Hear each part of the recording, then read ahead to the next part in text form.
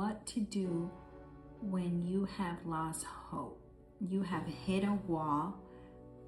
This wall is devastation.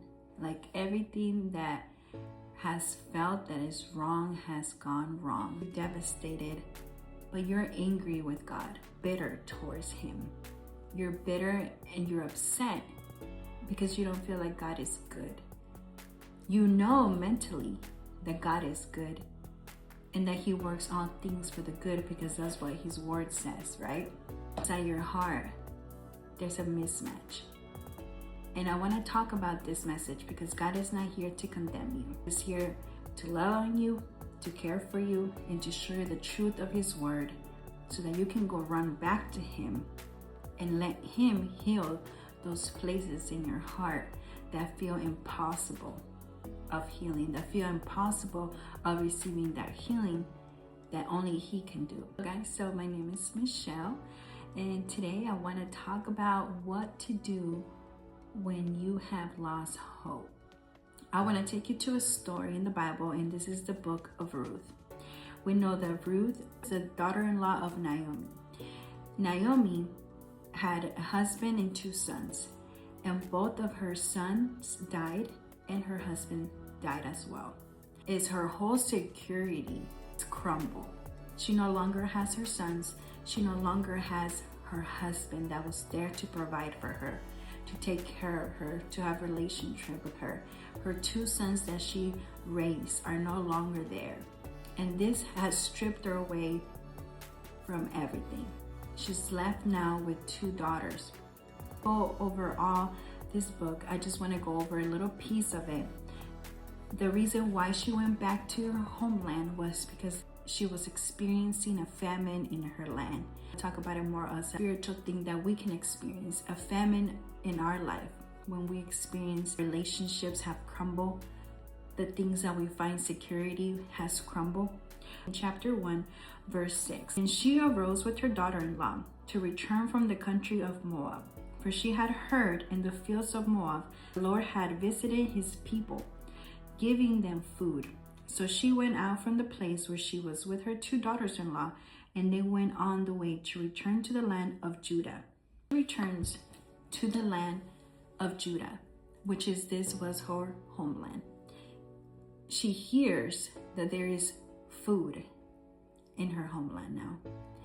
And she hears this good news, right? She's experiencing famine. Not only does she say there's food where I grew up, she realizes that God is over there. She realizes that the Lord has visited the people in Judah. When we experience those devastation moments, we must remember where we came from. And I mean that in a spiritual way. We must remember the very first days, the first months, the first years of our Christian walk, when we walk with God, feels Him so close to us, the very things that excited us, the things that He showed Himself faithful in, the things that got us excited about. Maybe that was going to church, maybe that was, telling people about Him. Those very things that at first when you came and you were so happy about, wouldn't shut you up because you were telling everyone about Jesus. She goes back to her homeland because there's food, right? We must go back and remember the days, faithful in those days to us. So that we must remember that He will be faithful in the future, that He will be faithful in the now. But this is going to be a journey for Naomi, and it's going to be a journey for us. If you're someone who keeps a journal of all the things of prayers that God has answered in your life, that is a good time to open it up, look at all the things that God has been faithful in the past. And if you don't have a journal, idea to start and get one. And start writing all the things that God has done in your life. Start writing prayers, things that God speaks to you, the things that you don't tell anybody about. This is going to be your place where you keep record. So when you do hit a wall, you remember what God has done in your life. Naomi makes a decision to turn around and go where she knows the Lord is. We must do when we go through trials and tribulations, we must remember, make a decision to either fix our eyes on what was going on or turn around and see where He has already been faithful. When she went back and returned to her homeland, things started to revive in her life. They're getting food. She was getting provided for. She even got redeemed. Ruth got redeemed, and Naomi ended up getting a new grandchild. When we turn around from our problems and we look to God, God will come in our life, and He will start doing the work, the pain, the bitterness that we have. He will help us and overcome us through writing in our journals, to speaking to Him. By remembering, that will bring us hope. That will bring us hope of God is good. And when you get those feelings of saying, well, God is good, why did He allow this in our life? You give that to Him. You don't run from Him. See, Naomi didn't run from God. Naomi went after where she knew God was. That's the key. The key is that when we experience hardships, we don't run from Him. Those trials at times will test your faith to the point where it will make you realize, what do you love more?